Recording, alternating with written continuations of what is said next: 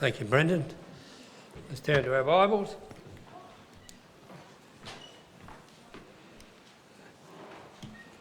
And we did spend last evening watching the coronation.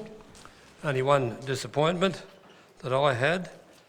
He actually didn't sit on the stone, which he's supposed to do. He had a cushion under like a red velvet cushion. And normally they take that away and he sits on the stone, but he didn't last night. He's a wimp. So, but the rest of it was good. Went back to things that King Solomon did and so on, so it was fascinating. Let's turn to the book of Leviticus. And I want to talk about today, I want to talk about gleaning. Leviticus chapter 19.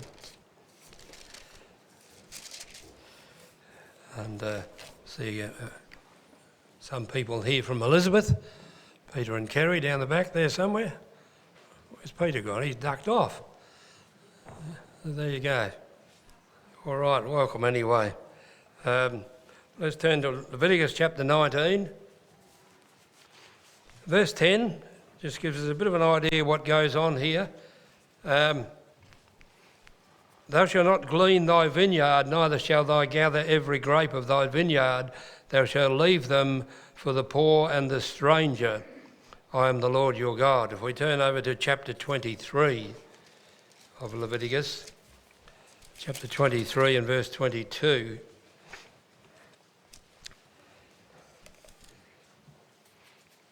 We read here also, and when you reap the harvest of your land, that thou shalt not make clean riddance of the corners of the fields when thou reapest, neither shalt thou gather any gleaning of the harvest. Thou shalt leave them unto the poor, unto the stranger.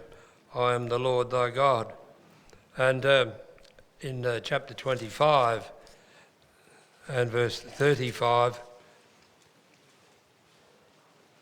we read here, and if thy brother be waxen poor and fallen into decay with thee, thou shalt relieve him, yea, though he be a stranger or a sojourner, that he may live with thee. Take thou no usury of him or increase, but fear the Lord God, that thy brother may live with thee. Thou shalt not give him thy money upon usury, nor lend him. So he's talking about don't charge him interest. If you're going to lend him money or anything like that, don't charge interest. That's what usury is. But the idea is the Lord talking here about looking after the poor and the needy and the stranger and so on. And the idea of gleaning is a Bible terminology, really.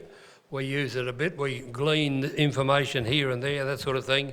But particularly in the Bible, it talks about, as we've read, gleaning, which means, as it said a bit, when you're harvesting, leave the corners of the yard or the paddock, and whatever falls on the ground, leave it alone. So that is set for the poor and needy. They go out and pick it up and collect it. So that's the idea. Let's turn to the book of Ruth.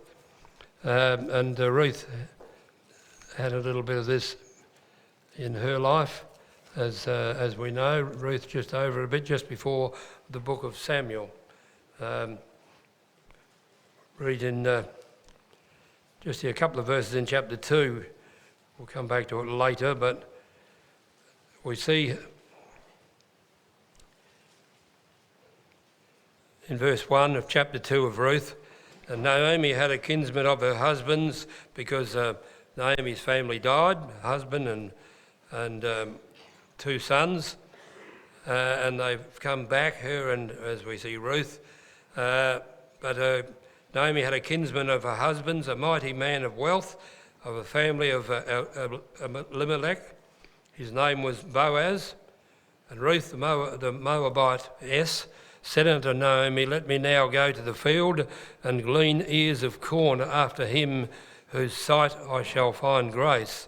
And she said unto her, Go, my daughter. So we see here we won't read the story at this stage, but Ruth was involved in this situation. She was going to this particular fellow's paddock where he was growing corn, and she would glean the ears. Some of the ears in the corn, there might be an area where it was still growing, so it was just falling on the ground. It really didn't matter. Also, she also went in and collected barley. And so when barley is ready to reap, you only have to sort of knock it a bit and the grain will fall on the ground. When it's hot, that's the idea. That's the best time to reap barley.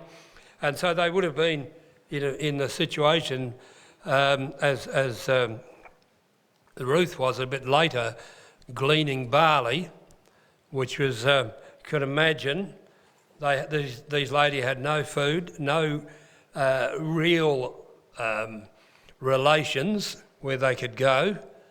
So they were strangers or sojourners, and her husband's sort of uncle or whatever was this particular fellow Boaz, but it was, sort of a bit away from the actual family. So they couldn't actually go back and say, oh, here I am, this is my land, I'll grow a crop here or do so. They had to glean as a poor person. And when you're poor in those days, you had nothing. And a lot of them, particularly when you're picking up barley, you pick up individual barley grains and put them in a bag or whatever they had in their pocket, whatever. But they had, at some stage, a bit later on, Ruth gleaned an ephah of barley, which is quite a bit. If you want to look up, I didn't have to particularly look up, but I think it's about sort of a bag, almost a bag full of barley's grain. So obviously it would have been a lot, and they could then either use it or sell it or whatever. They could make bread from it, and that was the idea. So it was a very precious thing. And the Lord provided the areas in the corners, and whatever dropped on the ground, in effect, was there for the poor and the stranger and so on. And that was, leave it alone, don't you go out and you have the harvest, but the grain, leave it alone, and the corners and so on. So that was the idea of doing that. So we go over to the book of the Gospel of John and look at a couple of things where I sort of, maybe you probably think I'm a silly old man or something, but the way I think is different. But we see here in John's Gospel in chapter 4 and verse 35, Jesus talking here and saying, Stay not ye there yet 4 months, and then cometh harvest. Behold, I say unto you, lift up your eyes and look on the fields, for they are white already to harvest. And verse 36, and he that reapeth receiveth wages and gathereth fruit unto the eternal, that both he and the sower and the reaper may rejoice together. And it says one soweth and one reapeth. And we might just flick back to Matthew in chapter 9. It's a bit along similar lines. Matthew chapter 9 and verse 36.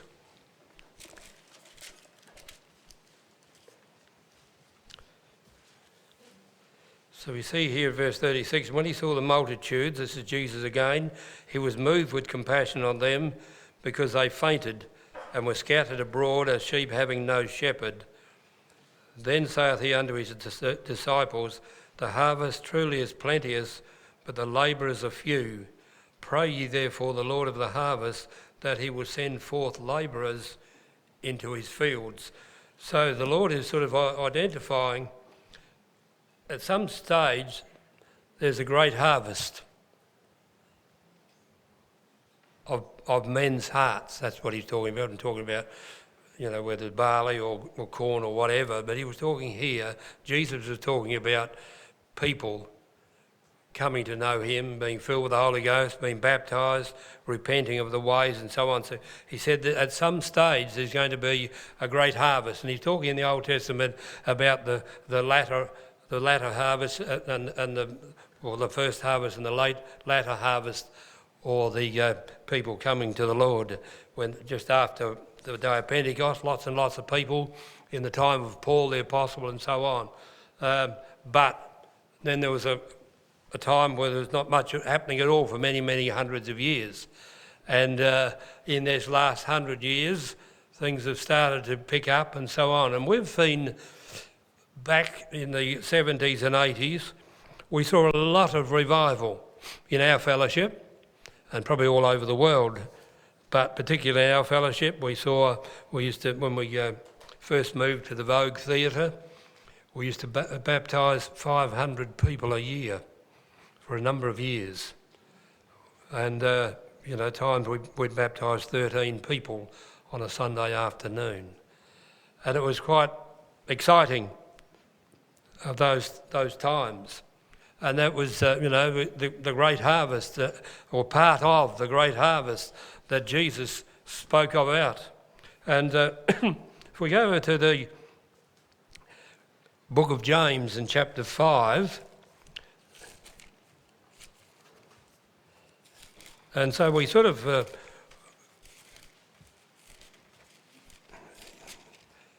we look for, we sort of think, well, what's happening? The Lord talks about this great harvest and so on, and he's obviously saying let's pray for some labourers, which is you and I. But he talked about the harvest, and in chapter 5 of James, verse 7, he says here, "Be patient therefore, brethren, unto the coming of the Lord. Behold, the husbandman waiteth for the precious fruit of the earth, and had long patience for it, until it received the early and the latter rain. Be ye also patient, establish your hearts, for the coming of the Lord draweth nigh." And so he goes on.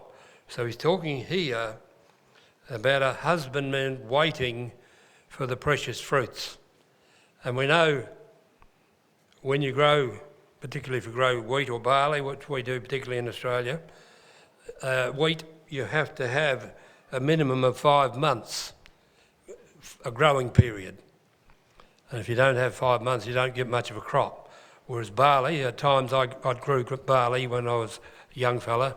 I grew barley, I seeded in October and wrapped it in December.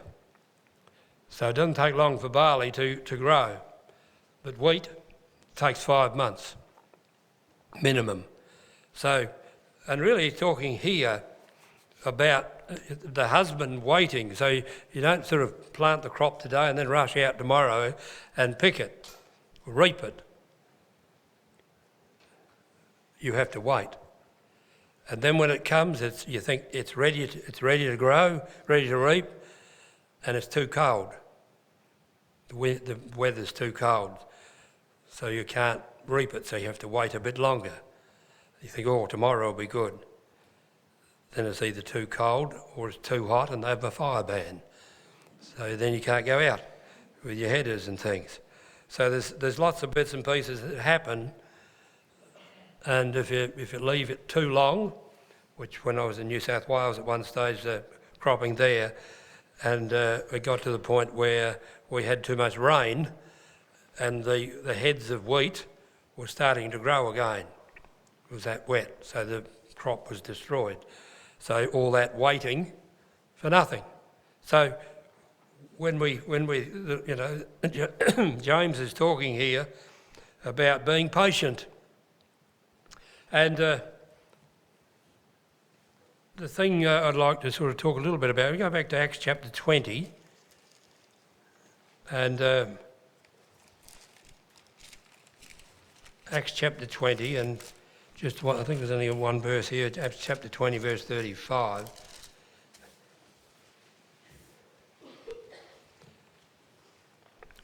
Verse 35, Acts chapter 20, "I have shown you all things, how so labouring you ought to support the weak and to remember the words of the Lord Jesus, how he said it is more blessed to give than receive. And so I started to consider over the last week or two or three about our, the Lord talks about a great harvest, a latter rain. And we've seen bits and pieces. We've even with our own fellowship, we've seen wonderful times, but that was 50 years ago. So, let's bring it up to the early 80s and say 40 years ago. And but the Lord is saying here, we need to support the weak.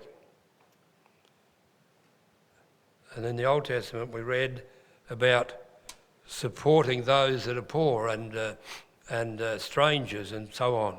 So I'm sort of looking at that as people that have just come along or we've spoken to at some stage. And I sort of consider them maybe as one of the grains of barley on the ground. And I was just hoping we could consider that as well. Maybe someone who we've spoken to, we've had dealings with, someone that used to come along. Have we thought about going to see them? Have we encouraged them to come along? Have we rang them or dropped around and see what's happening? These are the sorts of things when we start to glean, is to let's think about these sort of situations, that as the harvest is ready, but are we ready?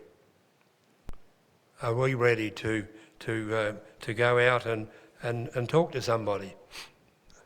Not necessarily new people, yes, that'd be good, but people that we know, people we've spoken to before, and so on. That's called gleaning, gathering things that, people that are in need, that are poor and wretched and so on, in difficulties, maybe they're unwell and so on. And we, as the husbandman, if you like Boaz, a wealthy man, as we are, we've got wealth, we've got fellowship, we've got the Lord's blessing, but there's a lot of people that we've had dealings with that are a bit like Ruth, that have come in and really not supposed to be, because Ruth was a Moabitess and she wasn't part of the blessing of God. She was from a different nationality, if you want to put it that way. In those days, it was only for the children of Israel, those people, God's people that he was blessing. So she was outside of that.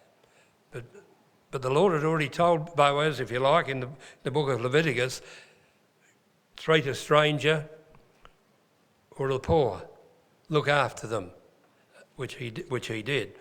But what I'm thinking, are we doing the same thing? Let us consider people that are in great need. Can we go out and pick the grains of barley, the cob of corn, whatever we're picking, to go out and do the cleaning, so when everything's cleaned, there's a great harvest to come. If we go, maybe duck back to the book of Ruth, and we might just have a quick...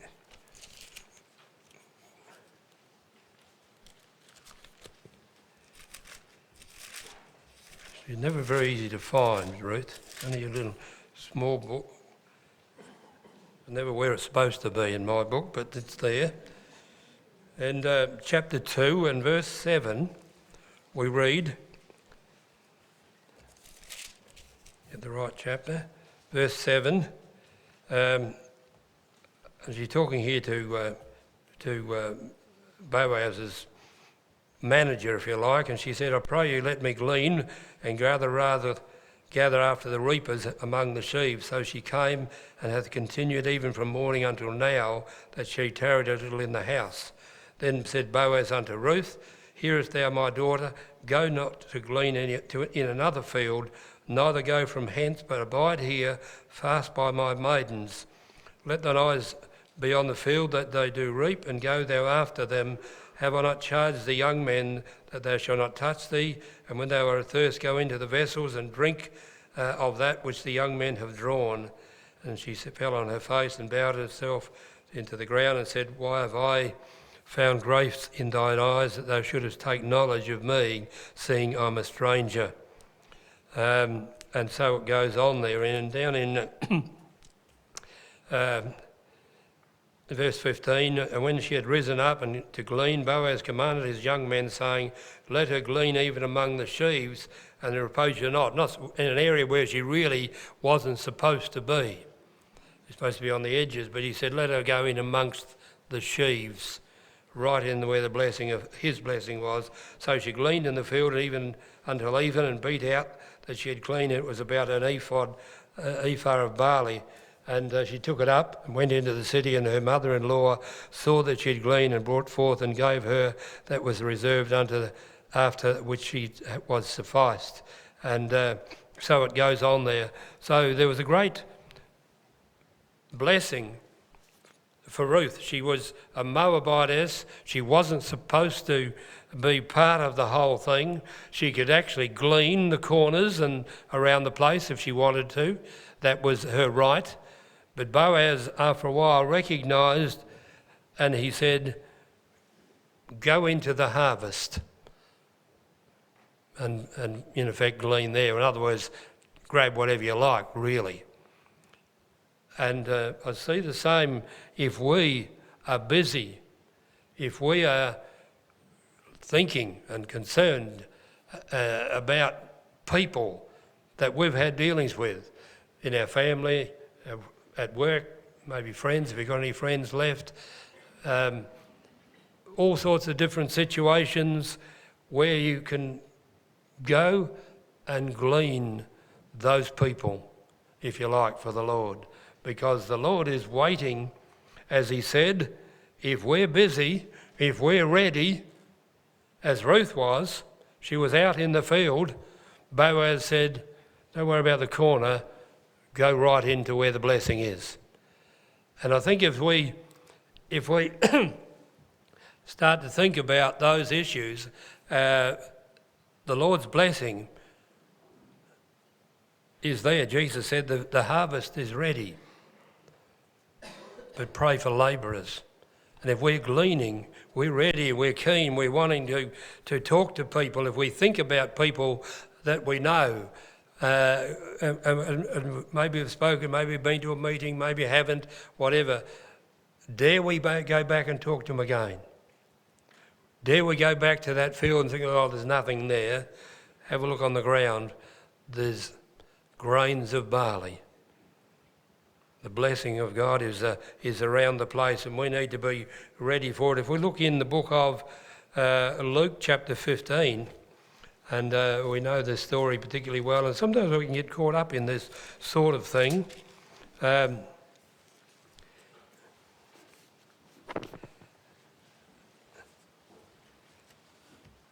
We see here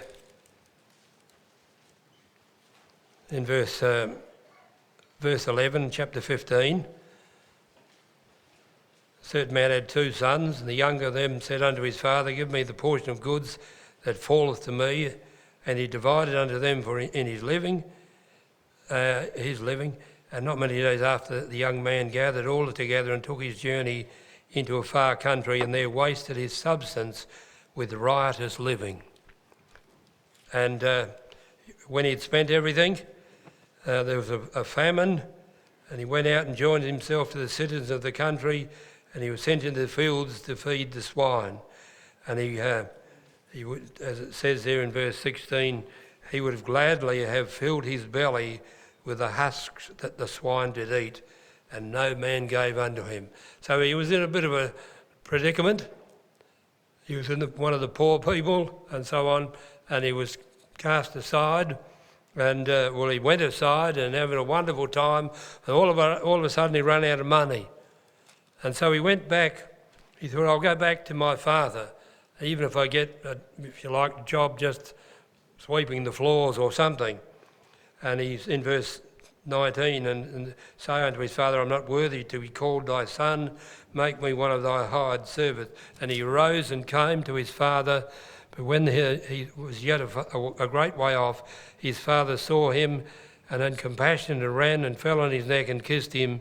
And the son said unto him, Father, I have sinned against heaven and in thy sight, and am no more worthy to be called thy son. But the father said unto his servants, Bring forth the best robe and put on him, put a ring on his hand, shoes on his feet. Bring hither the fatted calf and kill it, and let us eat and be merry. For this my son was dead and is alive again. He was lost and is found. And they began to make merry. Now his eldest son was in the field, and when he came and drew nigh to the house, he heard music and dancing. And he called one of his servants and asked what these things meant. And he said unto him, Thy brother is come, thy father has killed the fatted calf, because he has received him safe and sound. But he was angry and would not go in. Therefore came his father out and entreated him. And he answered and said unto his father, Though these many years do I serve thee, neither transgressed I at any time thy commandments, and yet thou never gavest me a kid, that I might make merry with my friends. But as soon as this thy son has come, which has devoured the living with the harlots, thou hast killed for him the fatted calf. And he said unto him, Son, thou art ever with me, and all that I have is thine. And I was meet that we should make merry and be glad, for this thy brother was dead and is alive again, and was lost and is found. And the brother was upset and said things he didn't really know. He said he was living with harlots. Well, it doesn't say that. He may have, he may not have, but he was upset. And he didn't want what was going on. He didn't like what was going on. And we see ourselves in these situations at times. All of a sudden, someone who's been out of fellowship for 5, 10, 20 years, whatever, all of a sudden back into fellowship. And we start to look at, hang on a minute, how come they're in here? How come they let those people into the fellowship, etc.? We start to consider those things and start asking questions and challenge what maybe one of the pastors and the oversight have decided about some particular person. And we decide, well, you know, I know better. It's a bit like the son here. No. You've always had the blessing. This person needs to make themselves right with the Lord. And sometimes we fall into that trap. So we need to be aware also, as as a fellowship, we see people coming and going. We see people coming back into the fellowship. We should be rejoicing in that. They've found their way back, as this man's father was rejoicing, and obviously the servants and so on, because they thought he was dead. And many people over the years, we think, well, that's the end of them. And after many years, we see them return to our fellowship, and we rejoice in that. Or we should, because if we're not out gleaning, the Lord is.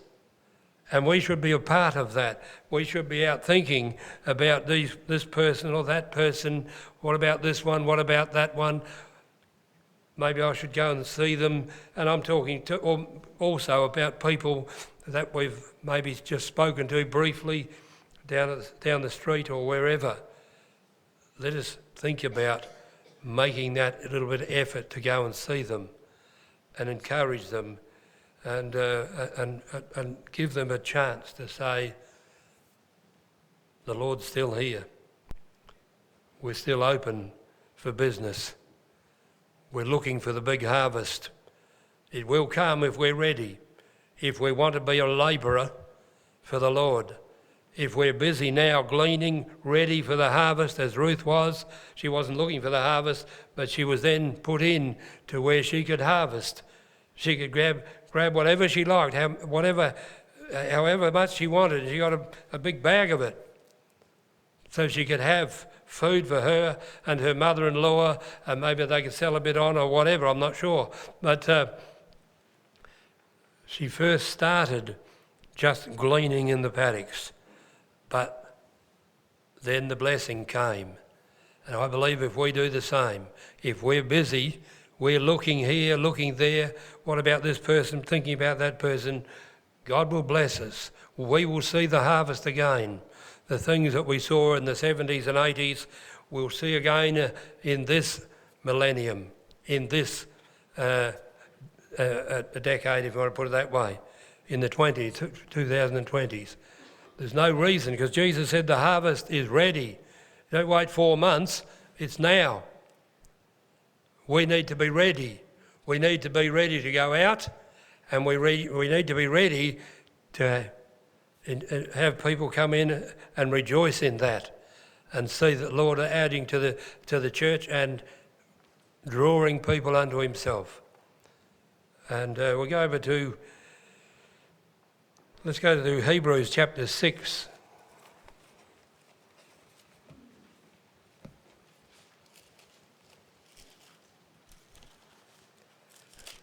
Hebrews chapter 6 and verse 1.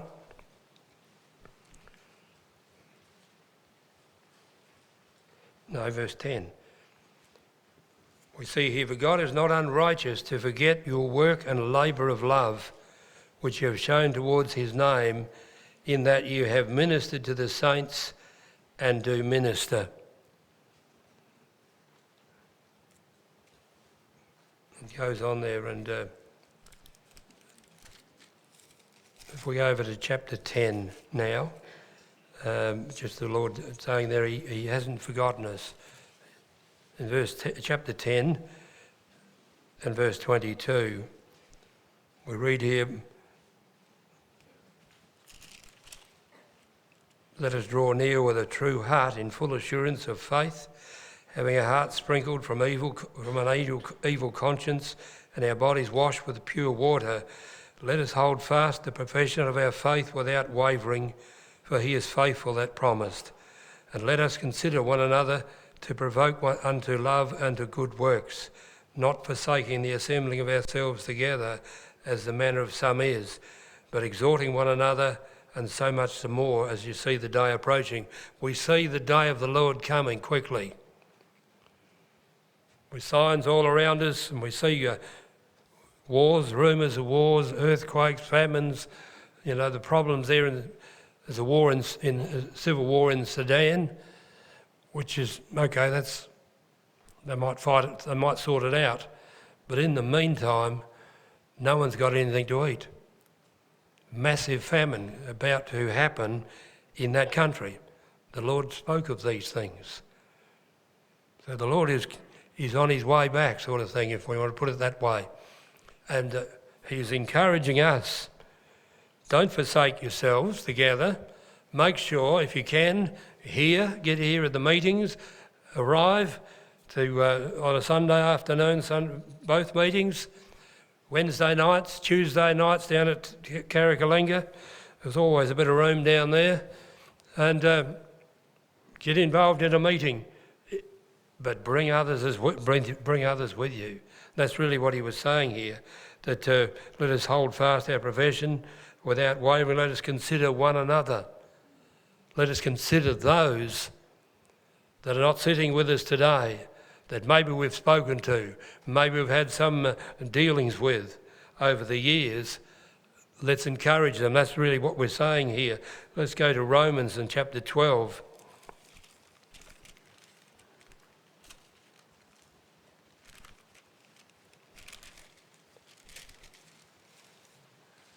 Romans chapter 12 verse 9, we read here, let love be without dissimulation.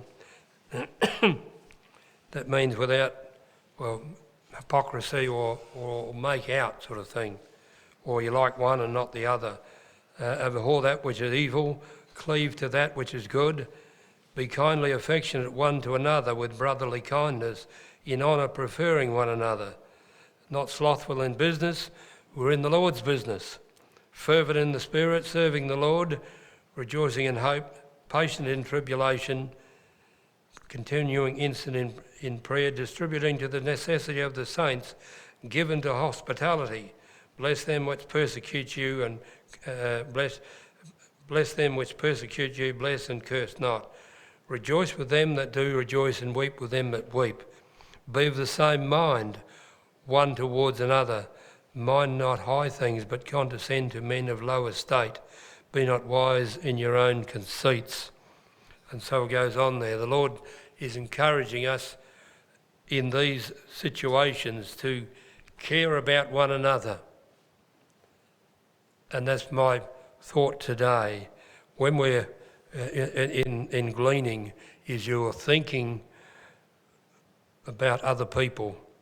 We're very fortunate because we are in a great blessed position, because we're here and there's fellowship, there's people who will come and talk to you at half time and have a cup of tea with you, and so on.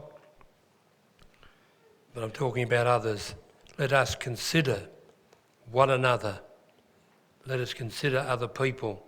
Let us consider those that we've had some contact with. Let's consider one another in here as well, that the love of the brethren the Lord talks about should be very much part of our fellowship, that we do care one for another, that we're looking after one another, we're talking to one another. One of the things we used many years ago was we would go to people's places of an evening, turn up at the door and have you got any friends or relatives you would like us to talk to?